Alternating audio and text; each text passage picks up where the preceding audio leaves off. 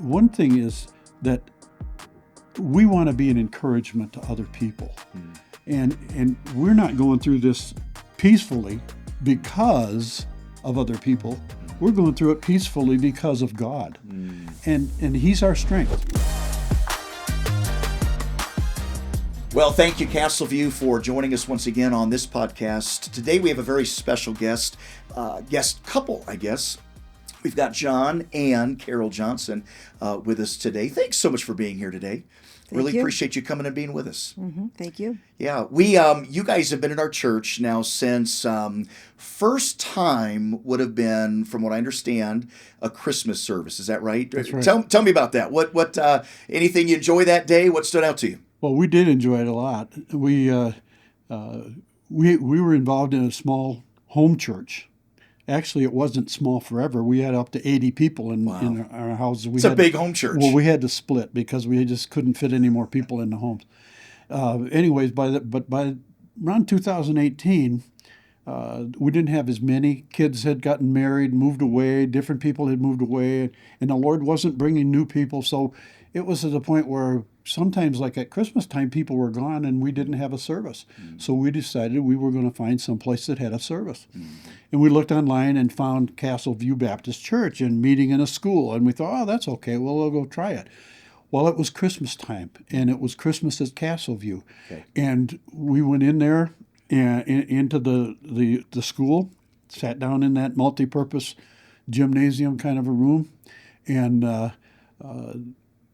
we're really surprised that it was full. I mean, there were a lot of people there for that little room, but it was a time when there was a video that you were going to show. Yeah. We didn't know what was going to happen. We just knew that we were going for a church. Going to service, sure. Yeah. One thing that I'll just enter is it was really dark in that room. It was very dark. And we thought, oh boy. Here we go. Going to a church where they turn out the lights. We were setting the ambiance for the film. Yeah. Because normally it's not like that. Of course, especially now, we've got all those windows, and so we always have a very well lit auditorium. But it probably felt different the first time you came in. It did. Yeah, we thought, oh boy. Where have we come? Yeah. And it was dark. We got in there when it was dark, and ushered us to a couple of seats in the middle someplace. I mean, it was really packed already. And anyway, the video came on, and it was really a very good video. And it was about a mine problem that they had in Colorado. And but it was done so well. And we really enjoyed the format where you showed about a third of it, and then you got up and spoke, and then another third of it, and you got up and spoke, and then in the end. But when we left, I thought to myself, wonder where they got that video. That it's probably from maybe Bob Jones or Pensacola or some professional outfit that made this thing. Sure. But what you had done was to get all the people that were in the video from the church to come up and stand up in front. All the actors. And we were surprised. Yeah, all the actors in the thing that. And of course we didn't know any of them because we didn't know, but then we saw that all these people were from the church. But anyway, that was really impressive. And so within the next year, our church didn't get any bigger, and it kind of dwindled a little bit. And it was just the Lord saying, you guys have been together for 21 years now as a home church. And we really had a really good ministry, but it had got to the point where the Lord said, "Hey, I think it's time for you guys to go find something different and stop doing this." Yeah. So when that happened, that would have been, I want to say that was 2018. Was it 19? 19. 19. Okay. Yeah. Here's my memory of that. Okay. I don't know if I remember you coming for the Starlight presentation that we had at Christmas. But Debbie and I went on a sabbatical in 2019. We got away for 5 weeks and just spent time together, just recharged and renewed. Really had a great time away. And I was a little bit nervous, leaving. I'd never left for 5 weeks before. I mean, who gets to do that? I hadn't. I needed it, but we had never done it. And we brought in a man he was from the Arizona area, Gary Kramer, and he pastored for a number of years. He probably was in his late 50s, early 60s probably. And he came in and really fed the church well. Remember, he went through the Psalms when he was those 5 weeks. And I got back. I was nervous that, okay, when I come back, what's going to be left? I mean, are we going to lost people? You know, what's going to happen? And I'll never forget coming back after 5 weeks. The church was bigger than it was when I left. And primarily the reason for that was because the Johnson family came to the church during that time. And of course, it's you two, but it also your son, John, and his wife, Sarah. And then they also have a number of children. And so all of a sudden we had, 10, 11 of you walking in to the church. And in a church our size at that time, when you have 10 or 11 more people, you feel a difference in it. What was your impression when you came very first time, when you came to a first Sunday? Well, it was either Drew preached one time, Yeah, and that other guy that you mentioned that was there for 6 weeks. We didn't see him at the first 2 weeks because it was young people from your church that were actually preaching. Yes. Luke played. Luke. That's right. That's right. Ralph. That's Drew. right. That's Yeah, right. and so we were really Impressed with that. Yeah, because that's two great guys. Yeah. Two great guys, and Yeah. they were young. Yes. And they did an excellent job. And the lights were on when you walked in. Right, the light. It was light there, and we had looked around at other churches. Sure. And honestly, so a few were really good, but then most of them were just like, oh my goodness, I can't wait to get out of here. Sure. Well, you've been here now. I mean, that was 19, so you've been here about 6 years 6 or years. so. And in 6 years, you guys have become a really core part of our church. And I really love the compassion and the wisdom that you bring to our church. Just a little story about compassion. This past Sunday, we had someone that visited our church. Well, didn't visit, was a member of our church for years. Very important to us. Very sweet young lady, and it's been several years since she's been with us, and just a lot of life circumstances and challenges and all of that. And she came in this past Sunday a little bit nervous, hadn't seen people, hadn't seen us for quite some time, and she ended up sitting in your row. And I think you all welcomed her pretty well, didn't you? We did. What did you tell him, John, when she came in? What did you say? Well, she was sitting down on the end of the row where we sat. Nobody else was there yet. And I walked over to her and I said, I introduced myself, and she got up and told me her name, and I said, are you from the area? And then she said, I'm a little nervous. And I said, why is that? She said, well, I haven't been in church for quite a number of years, and this is the first time I've been back in church for quite a number of years. And then she said, and also I think I might look scary. And I said, why is that? And she pulled her hair, and she had a little green tint in some of her hair. So I said, that's not scary. I said, you want to see scary? Look right over there. That's Harry. Who, of course, we had on our podcast. So then I told her about Harry, and she said, "Oh, he greeted me." I said, "Well, I imagine he did. He's one of the friendly guys." I said, "But yeah, he looks scary, but he's not scary. That's Harry." So anyway, we Just made her feel comfortable yes, there. just try to make her feel comfortable. Carol, I know that you went up and prayed with her during the invitation as well, and it meant a lot to me that you all have become such a big part. You're deacon. You've been a deacon now for a few years, and just the heart that you have for our church and to serve. And by the way, the encouragement that you are to people, but not just people. You're a great encouragement to me, and that means a lot. You'll generally come up, and if you have any comments, you'll share them with me, and it really means a lot to me to have you two in the church. So thank you for being that foundation and that strength that we need. And one of the things I really appreciate too is the wisdom that God has given both of you. And that's what I want to talk about today for just a moment. You all are going through currently a challenge in your lives. John, specifically, this deals with you, but obviously, Carol, this affects you as much as him, if not in some ways more than it affects him. John, you were diagnosed with cancer how long ago now? Well, I've probably been fighting it for a while. The problem that I had, we found out in a heart procedure that I was anemic. And so they're trying to figure out why I'm anemic. And went through some other procedures. And finally I had a colonoscopy and found out about, May. in May, so a couple of months ago, found out that there was a cancerous tumor in my colon.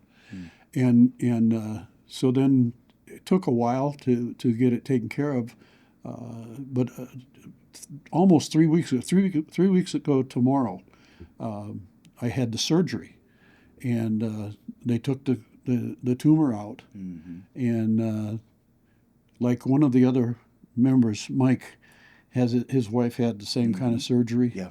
and she said it looked like I was in a knife fight.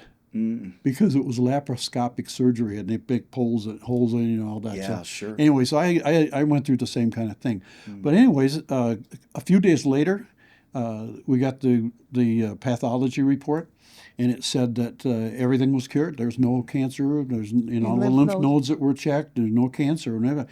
2 days later, another one came back. After we'd already told everybody, thank you for your prayers. Everything's working out really great. Deacons had come over, and yeah, pastoral that was staff had before. come over. Yeah. Yes. We prayed with you all That's over right. this. You Yeah. got the great news. There's nothing. There's nothing there. By the way, can we back up a little bit too? You've always been very active. You were a pilot for United Airlines, avid golfer. Matter of fact, you and I have golfed together several times.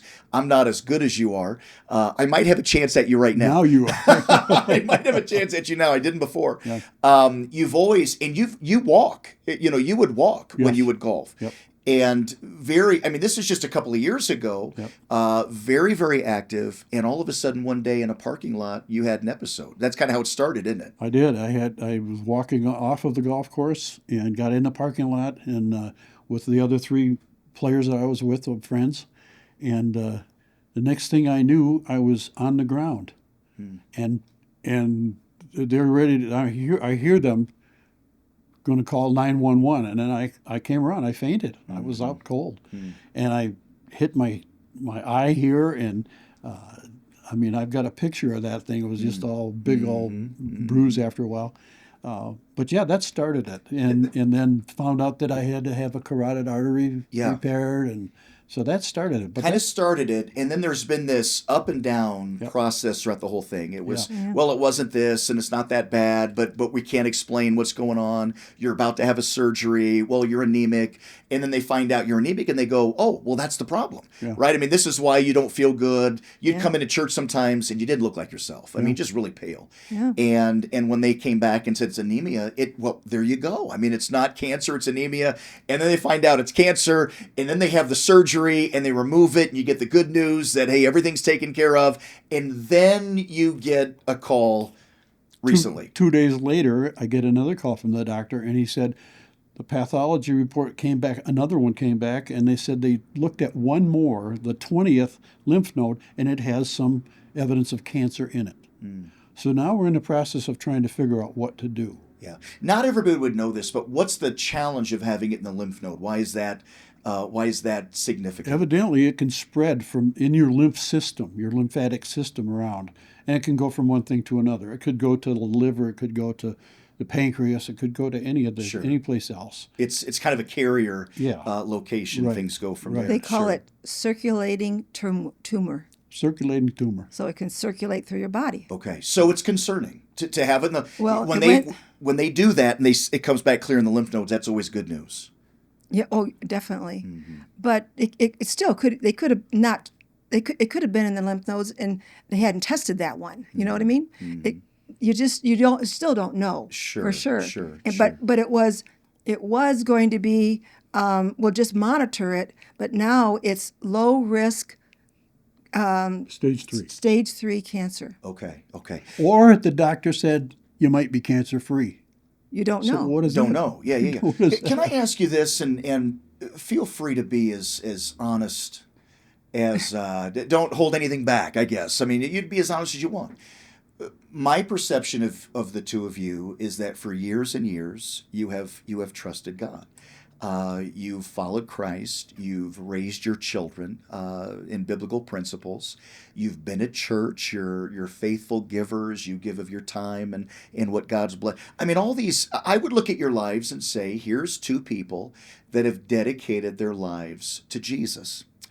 And then you go through something like this. You're feeling good. You're out golfing every week for the most part, walking. You're doing well.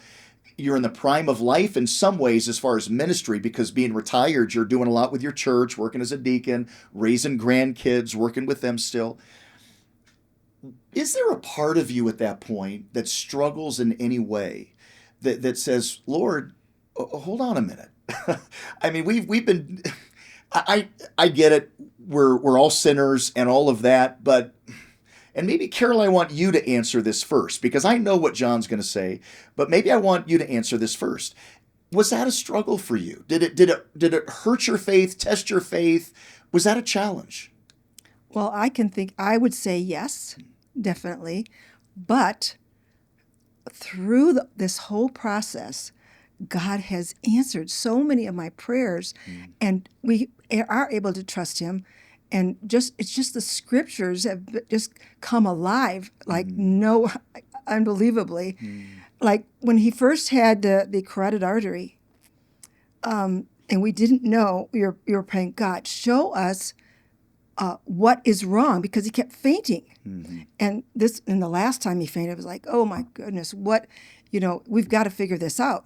Well, 2 weeks after he fainted, I was at the dentist office, and we saw our PA was sitting in the dentist office. I had never seen her there before.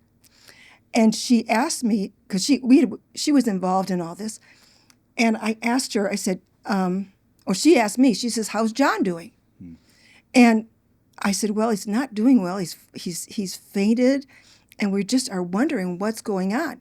Well, and then after that, I don't know, I can't remember exactly the time frame, but we had called your office and called you to pray, come and pray for us. And that was the first time that the deacons came and prayed for us. And then she calls up. When does a doctor call your house? She calls John and says, I want to see you.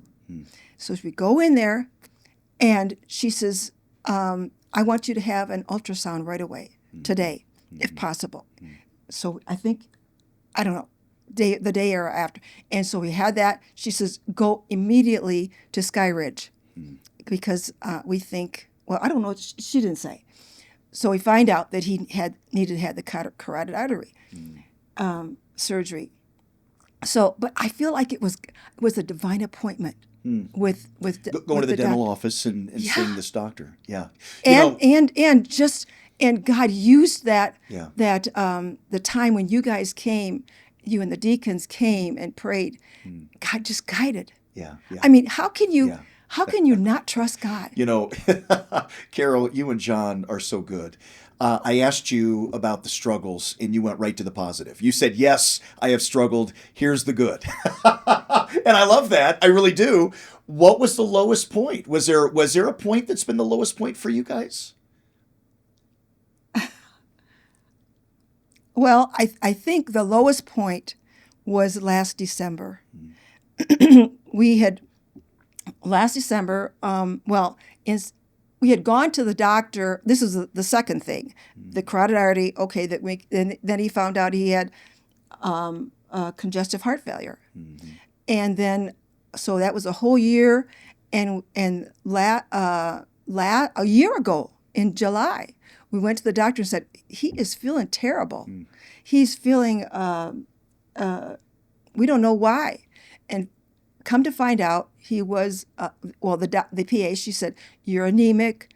We're going to put you on iron pills. So we went on those iron pills. And then in last December, she said, you can go off the iron pills because your iron is good. So that was at the beginning of December.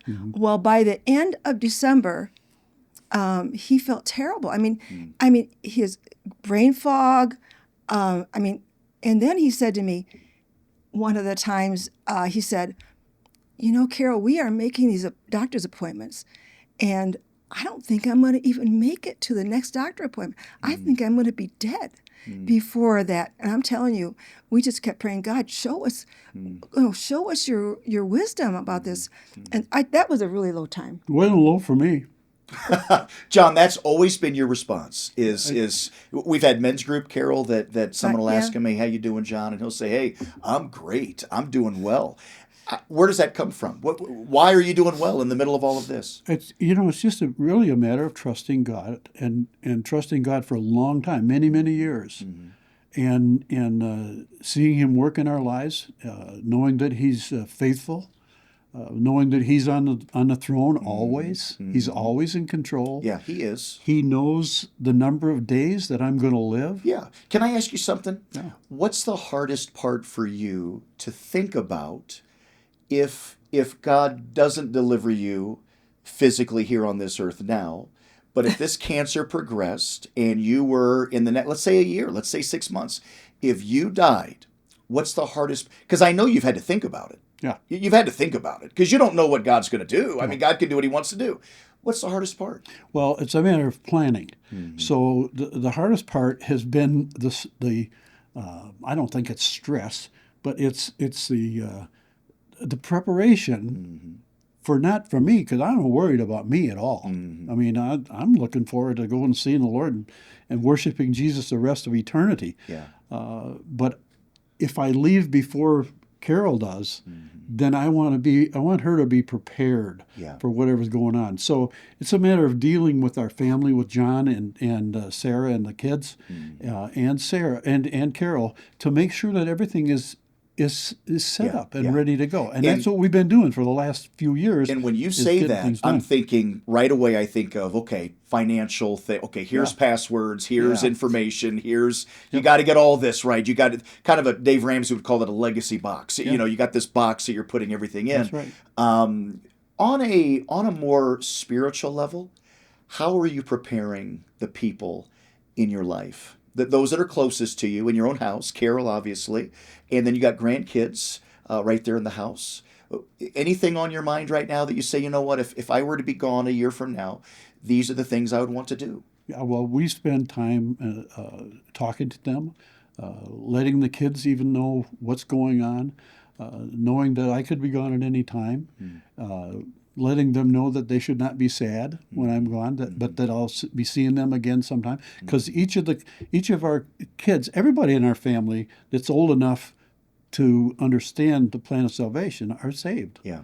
And so I know that we're going to see all those kids, and the ones that aren't are going to be there anyway. So at this point, all of our family, we're going to be together at one point. Yeah. And so it just relieves any stress on my part for me. But as we've prepared for Carol and for the family financially and getting everything done, we started with cemetery things and the funeral home and all that. That's all done. All those things are done. We got a grave marker that says, "For me to live is Christ, to die is gain." Amen. And so that's kind of been your motto through this whole thing. Yeah. Carol, has that bothered you at all through this whole process? When people talk to him and say these things, and he goes, "I'm ready." If this one, does that bug you a little bit? It does. It actually. I knew it had to. I know. Like, I think don't give up, though. I know. I think, well, yeah, it's good for you, but what about me? That's right. I mean, we were in men's group. This is probably a couple of months ago now, and John had shared his prayer with me. I had asked him, share where you're at right now, and he shared it. And somebody said, "Well, yeah, but this has got to be really hard on your wife." And John said, "Well, not really. She trusts the Lord too." And I thought to myself, I know it's got to be. He's so positive about, well, and you do trust the Lord. I know that. I mean, if he passes away today, you're not going to go back on what you believe. You trust God deeply. You have your own faith, your own walk with Christ. But this is your husband. I know. Well, we don't have any days that are guaranteed. Yeah. I mean, we could walk out and get hit by a car. John, you're so good. You keep giving me these positive Bible answers, but there's emotions involved too, right, Carol? Well, we have always said, I hope I go. I hope you go. I hope I go first. Yeah, you don't want to be the one left. And I'm thinking, of course, after he's got this brain fog with the anemia, I'm thinking he is going to go first. Okay. Wow. Yeah. And so I said to him, I have given you up to God. Yeah. I don't want you to go first. I want to go first. But if God is sovereign, and if he wants to take you first, it's okay. It's okay. I'm okay with it. Yeah. But it was hard for But me if to she say goes that. first, then I have to learn to cook and wash my clothes and do all that stuff. Well, how old are you now? 82. You think at 82 you'd know how to do all that stuff by now, John? I cut the grass. And Okay, stuff, you're the griller. You're outside. Yeah. She's never cut the lawn. So, Really? Yeah. That's where you're at. Is outside. And I know that Johnny, our son Johnny, we call him Johnny, even though he likes to be called John, so don't call him Johnny. But I know that he will help me. And Sarah, sure. honestly, she is the best daughter-in-law a person could ever ask for. I mean, she is so kind to me. Yeah. And I know, and all the kids love me. So I know I have an army of help. You do. But I mean, my companion would be gone. I know that would be, but God is my companion. Yes. He will be my companion. Yeah. He is my companion. Is that where that comes from? That I'm okay. That's where that comes from you as well. Is there is just a deep rooted faith that says I can trust the Lord. Exactly. He's going to take care of us. He will. Yeah. And just thinking about John, I think it's 14, where it talks about the Holy Spirit, who is our comforter, our helper, and He will remind me of all the promises that I have of God. I mean, it'll be hard because our daughter passed away 13 years ago, and I mean that was a hard thing to go through. But and she died of cancer also. Not that he's going to, but he could. He could, and we worked through that. And I think I've worked through that one. I can work through another. I know I can. Yeah, with God's help. God will give me the grace. He will. You're right, John 14, and of course Jesus says, "Let not your heart be troubled. Yeah. You believe in God, believe also in me." That's right. And he starts telling them, "I'm leaving." I know. And But I I'm will not never going to leave. be. But That's I right. will never leave you. I'm not going to leave you though. I'm not going to be here the way that I am right now. I am going to send a comforter to be with you. I know, and He's inside of me. That's so right. I don't have to. I'll have Him with me always. He'll be my companion. Yeah. He is my companion. You brought up your daughter, so you guys have faced that's a deep valley. I don't know if losing a child would be a very unique pain. Maybe the most difficult thing a parent can go through is to walk through that cancer valley with a child. And she wasn't a child when she died. She was an adult. How old was she when she passed? 48 years old. Young. Young, yeah. Way too young to in our minds to go through that.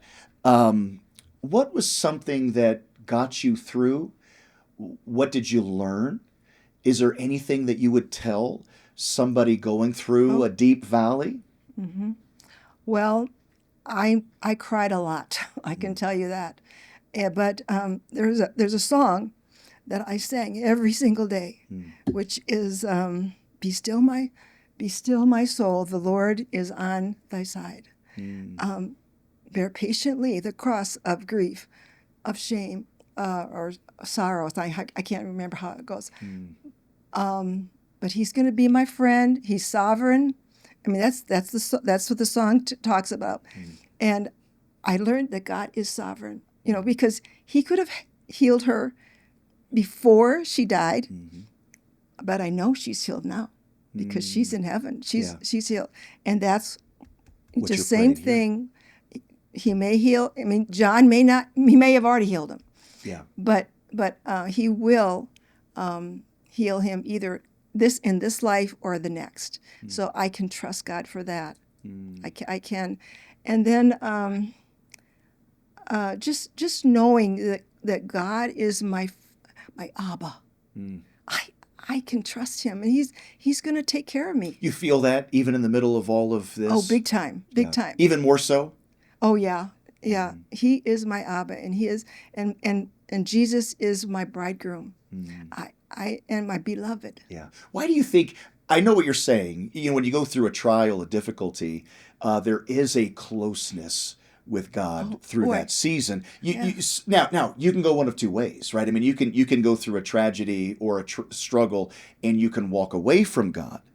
That's right. Or you can choose to be closer. That's right, with God. Yeah. And if you do that, there is a closeness. Oh yeah. Why is that? Why is there a closeness that is unique? That the Bible calls it a peace that passeth all understanding. Where does that come from? Well, I think. As you are a Christian, and you are walking with the Lord, and you do have trials everybody has trials, and you see him answer. Like he answered, even though I prayed that my daughter would live, and she was my best girlfriend. So it was hard, but he didn't allow that. He didn't answer the way would want him to answer. But now I don't pray that way for John. I say, God, Thy will be done. I don't do that. I don't say, I want him to stay here. I want to die first. I don't say that anymore because I know he's going to take care of me no matter what. Yeah. So as I go through life and I see him answer my prayers over and over again, I can trust him more and more and more. Yeah. So that was Jesus in the garden. Not my will. That's right. But yours be done. Thine. That's right. Exactly. Wow. So anything you all would like to share with somebody? Anything you've learned? Anything that I didn't ask about that you'd say, you know what?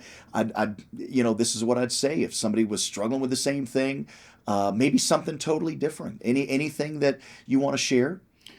Well, one thing I'd like to share, excuse me, is that whatever happens in my life, and it may not, I could live another 10 years, I don't know. Wow, it's 92. Carol prayed that maybe I could have 15 years like Hezekiah. I said, I'm not sure I want to be 97 years old and struggle for another 15 years.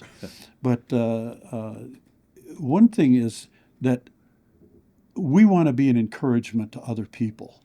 And we're not going through this peacefully because of other people. We're going through it peacefully because of God. And he's our strength. Yeah. And he provides. I mean, you think about all the names of God, and we can go list through all of them, and they apply to us right now in this time. And it's not a matter of being anxious about it or upset about it or whatever. But if we can be an encouragement to somebody else just by living our life through it. And several men have come to me and said, you have been an encouragement to see the way you're going through this. I haven't even thinking about how I'm going through it. We're just going through it, and trusting God all the way. Yeah. He's always on his throne, as I said. Yeah. He's always in control. He's I always think there. one of the greatest testimonies we can have in front of the world is not when things are going well. When they see you outside, you got the new car, you got your health, your kids are in line, you get the job promotion, and you're going, hey, praise Jesus, everything's great. They go, okay, that's fine, But when you go through the challenges and they see you, and you're still saying, hey, praise Jesus, praise God, he's good. Yeah. I love my God, I trust him. I think that's when the world takes notice. There's something different here with this person. When somebody's faith is put to the test and you come out of it and endure it the way that you are right now, I think that's the strongest testimony that anybody can have. And go ahead, Carol. Well, when we go to the doctors, we've got a lot of doctor's appointments. Yeah. And John always tells him how he is handling it. He'll say, like, to the colon, the doctor that did your colonoscopy. No, not that did your colonoscopy. He told him the same thing what he just said, and the doctor he said, that is a really wonderful way to look at this. What a great testimony! What a great testimony to the doctors. Yeah. I was coming out of the anesthesia with the colonoscopy, which the anesthesia, that's the best part of the whole colonoscopy. I mean, that coming out of that, and the doctor walked in and he sat down, and I was just getting pretty lucid, and he had the bad news that they found a cancerous tumor in my colon. And I said, great, that's great. Not great that I got cancer, but great, now we have another answer to what's going on. Yes. And he was kind of taken aback. Yeah. That, what are you talking? This is not the normal thing that people say when I tell them they got cancer. I said, no, and I told another doctor, I said, 100 years ago, a guy dies, and he dies of natural causes. Nobody knew what cancer was back in the early 1900s. And they die of natural causes. I said, I'm going to die of natural causes, whatever it is. If it's you're going to call it cancer, that's okay. Sure. But still, God knows when I'm coming to meet him, and that's when I'm going to go. Yeah. And I'm ready. Yeah, I know you are. And I want to thank both of you for... Go ahead. I want to say one thing. Yes. Okay. One of the things that's really helped me to get through this is to not worry. And the way that the verse that I go to, my go-to verse for not worrying is 2 Corinthians 10, 4 and 5 or something, where it says, the weapons of our warfare are not carnal, but mighty through God to the pulling down of strongholds, casting down imaginations. Yeah. When I think of imaginations, I think of the what ifs. Yep. What if he can't? What if he does? What if he dies of cancer? What if he gets sick? What if he this? What if he that? If I think of those things, I'm worrying. And God does not want me to worry. And so if I do start thinking about that, all I have to do is quote that verse and I cast that thought out of my mind. Yeah. And it is so freeing. Yeah. And then another thing that has really helped me is Matthew 6:34. Take no thought for the morrow, for the morrow shall take thought for the things of itself. Sufficient unto the day is the evil thereof. So if I focus on today and just worry about today and not, like when I go to bed at night, not think about what's going to happen tomorrow. Those two things have been so freeing to me. That is worth listening to the podcast right there. Just that casting down imaginations. Yeah. Because we're so good at that as humans. I mean, our brain goes right to every negative scenario. We can, whether it's financial, whether it's just companionship, whether it's cancer, whatever the worst case scenario is in that situation, we oftentimes go right to it. And we're supposed to have the peace of God in our lives and let it rule in our hearts. Yeah. And that's a great reminder. Thank you for sharing that. You guys have been a tremendous encouragement to me and to our church. Thank you for being a couple that is settled. Lord, whatever you want. You could see one of the big reasons that I have been settled in my spirit about anything that has gone on. God gave me the greatest helpmeet, and he prepared her a long time ago to go through whatever we're going through. And it's been, let's see, next month it'll be 63 years. 63, congratulations. 63 years. Wow. She has been perfect for you, there's no doubt. She has. You guys match each other really, really well. Well, he's perfect for me too, because he has been my protector, my guide, my everything. And he's had to teach me how to pump gas. He's done it all the time for me. I said, you got to teach me how to pump gas before you die. That's part of the preparation. They're going back to that. Well, thank you. And I want to thank you especially that you've given our church an example that, okay, when I go through a challenge or struggle trial, no matter how big or small it is, here's some steps. Here's what it looks like. Here's the grace that God offers all of us. And so thank you for being willing to sit down with me today and share that with the church. If I could ask you one quick thing, how can the church pray for you right now? Anything specific you want us to ask for? As we go through Proverbs, and I go through Proverbs every day, and as I read through Proverbs, it's the constant theme is wisdom.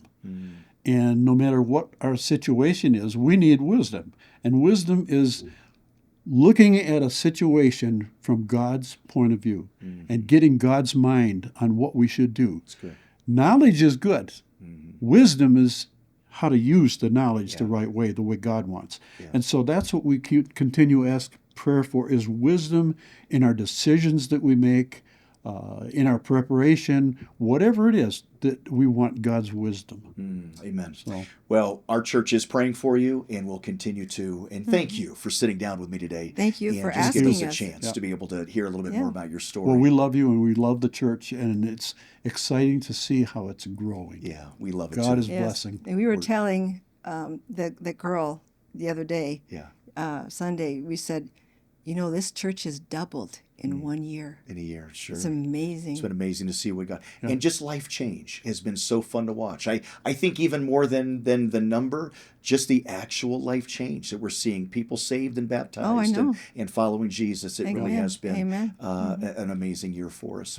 Well, church, thank you so much for joining us today on this episode. What an amazing testimony, and so thankful for the Johnsons and their faith and their trust in the Lord Jesus Christ. Listen, you may be going through something right now. If you are, and we can help, reach out to us. My number is 720-878-8872. And I know we've got people like the Johnsons that would love to be able to sit down and help you. Maybe you're going through something similar. Maybe it's something totally different, but it's a big burden in your life right now. Let us know how we can help and what we can do and how we can pray for you. Hey, if you know someone that would be encouraged by this episode, share it.